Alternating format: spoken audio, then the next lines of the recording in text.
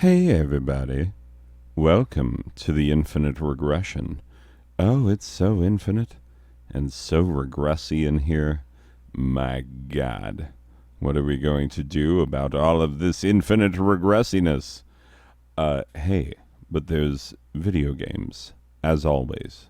Don't worry, there's video games. Anyway, today we're taking a look at Downwell, which it's about dang time. This one has been sitting in my Steam library for quite a while, and I have played it before, even though, to be honest, if you look at my Steam library, it'll say, like, oh, he's playing it for the first time. Haha, not the first time I've played the game, first time I played it on Steam. I also have this on my PS Vita, so, that's where I played it the most. Anyway, I haven't picked up my Vita in a while. I need to. And PS Vita lovers out there. Anyway, great platform, great little handheld. Love it. Love it. Anyway, back to the Downwell. So, Downwell is a unique, very interesting little roguelite precision platformer developed by Moppin, which is, I don't know the studio, Moppin, unfortunately, but I do know the publisher, Devolver Digital. Devolver puts out, like, straight fire, basically.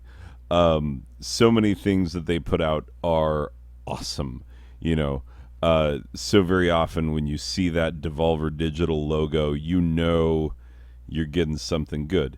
They put out so many good games, like Ollie Ollie, Luftrauses.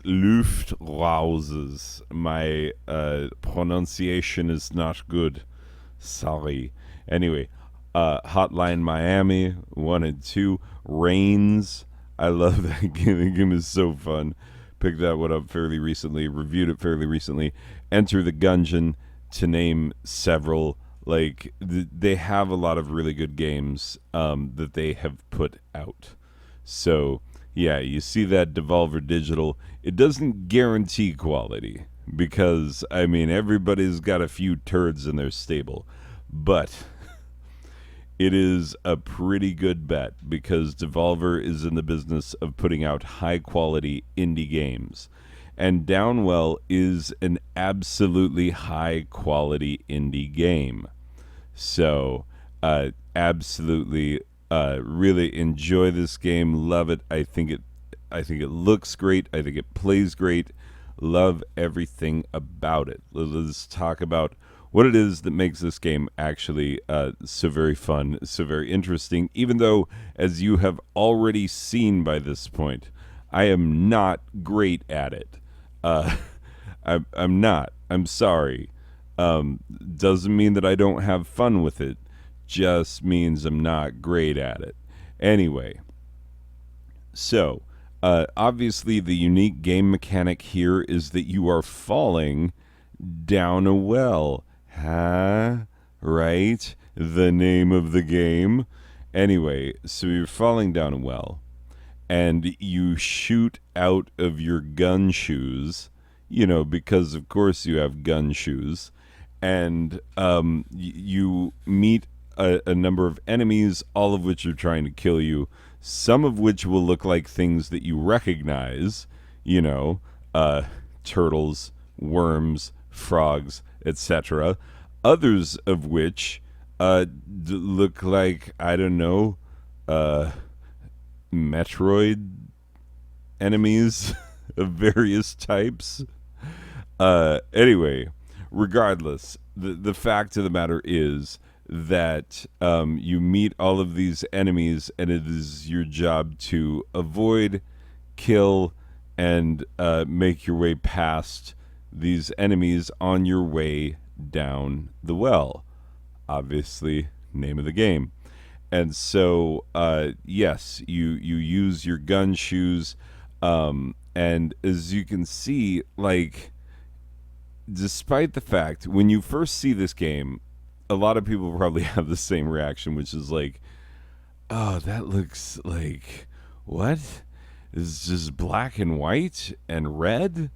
Yeah, it's tritone art style, only 3 colors at a time. There are other colors unlockable. I forgot. I kept looking for them. You might see in the gameplay footage that I'm looking for the other art styles that I unlocked: the matcha, the aqua, um, and yeah, you have to exit out to the menu. I am so smart that I completely forgot that. Anyway, but yeah, instead of the black, white, and red, you can have black, white, and green, or black, white, and blue. And there are other colors to unlock as well. But here's the interesting thing is that in spite of the fact that you get this admittedly simplistic looking graphic style, you will notice that everything is animated super well, very intentionally and very meticulously. One of the things I loved the first time that I was almost falling off a ledge, and I noticed that my character did the little like whoa, like I'm about to fall off a ledge. That is the kind of attention to detail that I love in this game, because it shows that, like, sometimes you'll see pixel art games that just scream, I, the developer, did not want to do actual graphics. Did not want to put my time into coming up with a better graphical rendering of my game. Um, but that is obviously not the case here in Downwell. They have made everything beautiful and amazing. It's a very, like, for such a, admittedly, narrow world, because you're just falling down a well the whole time. It doesn't even use up the whole screen. And so it's a narrow world. There are limited enemy types that you come across in the first bit, which, I did eventually come across some others, but I doubt that footage will make this video because it was recorded so much later. I just kind of hit record and went with this one, which is how I'm doing the voiceover as well. I just hit record. If I make a mistake, well, the mistake stays in. That's the kind of high quality you get here on my channel. Anyway, regardless, the fact is that I did encounter some other enemies and make it into some other areas later in the gameplay footage. I don't know if you're going to get to see that, so apologies. Anyway, so throughout the game, there are tons of unlockables and power-ups. You'll see me going into shops at times, and you can buy things. You can get some health back, which is very important. You can get various power-ups that way. And you can also go into these things, the little side rooms that are not shops. And it's funny, when you hit that little bubble, time freezes. And the first time I went in one, I was like, wait, what? Did I hit pause? Then I realized, like, oh, I'm in a little bubble. I can go in the side room. Went in. There was a gun power up. And I come out and I'm shooting a different type of gun. Super much fun. Good times. So, yeah, those little power-ups are really fun. And, yeah, obviously the gun power-ups don't last. Like, they last from level to level if you make it past a level, but they don't last on your character forever. But there are power-ups that do last. Even after you die, they'll still come back. At least I thought so, because I got the one where you stomp on enemies and it triggers an explosion. That one seemed to be working after I died on the game in which I unlocked that power up. So it appears that it's roguelite-ish in the sense that there are things that seem to stick. Unlockables that you get at the end of levels once you have leveled up to a certain degree, gotten enough experience points, then you get offered the opportunity to choose a power up, and those power ups actually seem to stick. and they actually make it a little bit easier to make it through. And so maybe the fact that I made it through farther in later playthroughs had as much to do with me having gotten some unlockables as it did with the fact that I was getting not quite as bad in the gameplay. Anyway, the fact is, Downwell is fun. It is a really, really fun little game, even if you're not good at it. It is gameplay above all else, and I love that approach. I love that approach. I so often, when I'm reviewing games, especially super cheap, super bad ones, and Downwell is not an expensive game. It is not. I think it's only $1.99 on Steam right now. Uh, Obviously, this information will have scrolled across the screen before now, and you can see I'd look like a complete doofus if I gave you the wrong price. But regardless, it's not expensive. It's rather cheap. It can be had for a good price, and there is a lot of fun here. An absolute ton of fun. And so the only thing that I think a lot of people have to get over is the fact that it looks like, oh, what are these graphics even? You'll get used to it. Like 5 seconds in, you will be on board 100%. Like, just because certain games have a feel that's just right. Just right. And this one is exactly that. Anyway, let me pull up a final score for Downwell. So, final score-wise, Downwell gets a 5 out of a possible 5 copies of Caverns of Mars for the 8-bit Atari home computers, like my Atari 800 XL.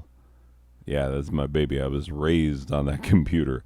Anyway, Caverns of Mars, why? Well, because I was trying to think of games where you're going down and shooting. Hold up. That is a channel first. I just edited a massive sneeze out. Your eardrums are welcome. Anyway, so Caverns of Mars, really cool game for the 8-bit Atari home computers. And what it is, you're in the spaceship, you're going down these caverns of Mars and shooting enemies and collecting fuel so that you don't run out of fuel and die. And then the cool thing is, if you reach the bottom, which is pretty hard to do, then you fly back out.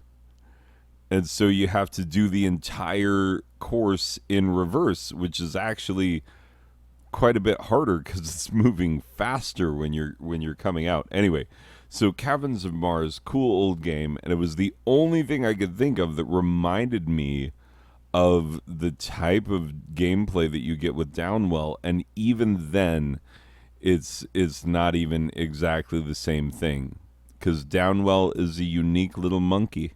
It's its own thing.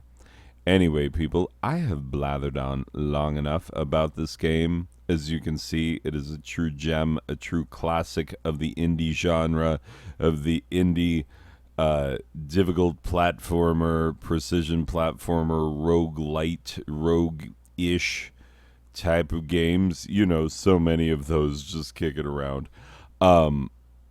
It's a classic. It feels like this is one that you could play right now and be happy with it. You could play 10 years from now and be happy with it. You could play a long time from now and be like, oh my god, Downwell, remember that game? And it will still be satisfying, because gameplay is king, ladies and gentlemen, and this game nails the gameplay. Anyway, that will do it for this one, and I will see you in the next one. Okay, bye.